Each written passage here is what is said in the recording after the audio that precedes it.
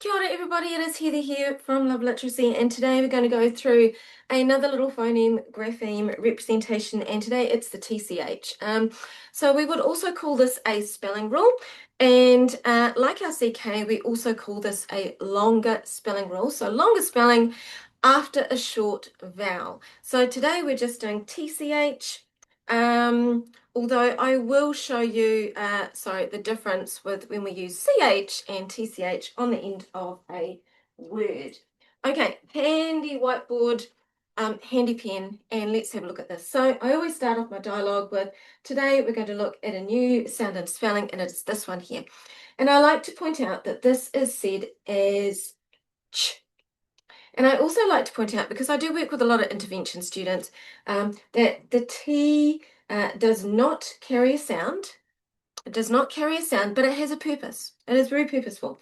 So with the T is a placeholder there, and it shows us that we must absolutely give the preceding vowel its short sound. So that is what the T tells us. If the T is not there, then whatever is preceding the CH sound is not going to be a short vowel. Okay, and we'll go through that. So TCH comes straight after a short vowel. And I did something similar to this with our CK. Because I'm working with intervention students, I really like to show them all of that pattern-based learning. I don't teach it as ach, ich, och, ach. We still teach it as ch, but I like to show them the pattern that it goes in. And I also just like to break it down that we can just pop our consonants, our digraphs, not digraphs in this case, but consonant and consonant blends, adjacent consonant blends, in the beginning before the vowel to create words. So first with just one consonant, batch, betch, ditch, notch, and hutch. And then if we wanted to put in some consonant blends, we would have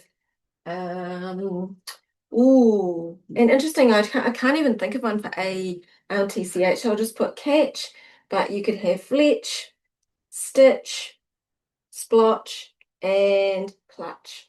And again, it's really limited. It's really limited because you're limited by what you can put at the beginning and what makes sense. So I also like to show my students that this, again, we talk about this placeholder, shows us that the preceding vowel absolutely is short.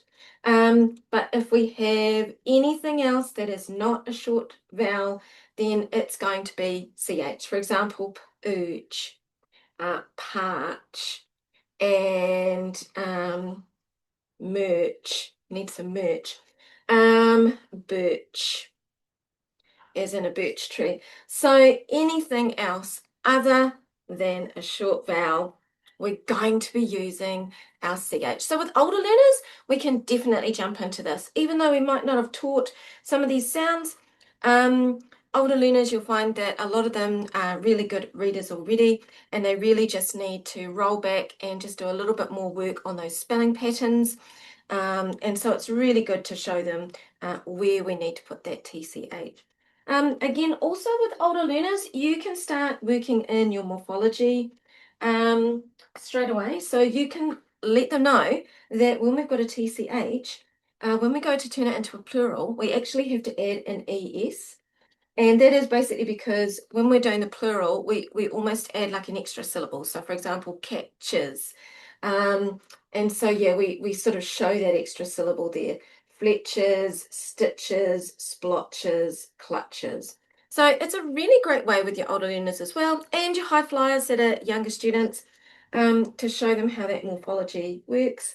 Catching, fletch, stitching, splotching, clutching, and also your ED, show them what happens with that as well.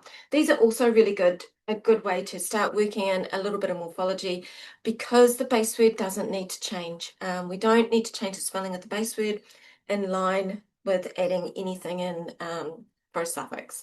So there we go, a quick overview of TCH, sitting after the short vowel It's very pattern based and limited because of what you can put at the beginning. Don't over teach it, and make sure that you are also teaching at some point that after your long vowel, any other sort of long vowel sound or a diphthong sound, we just use our ch. There you go. I hope you are enjoying these short little videos. Help grow your knowledge a little bit. Perhaps there's some different dialogue that I've used that you can integrate into your lessons. Perhaps you're doing intervention teaching like me, and might find it a useful way to listen to the dialogue that I use with my intervention students. Yeah, give me a like, give me a follow, and let me know, are you finding these videos useful? Yeah, I really enjoy making them.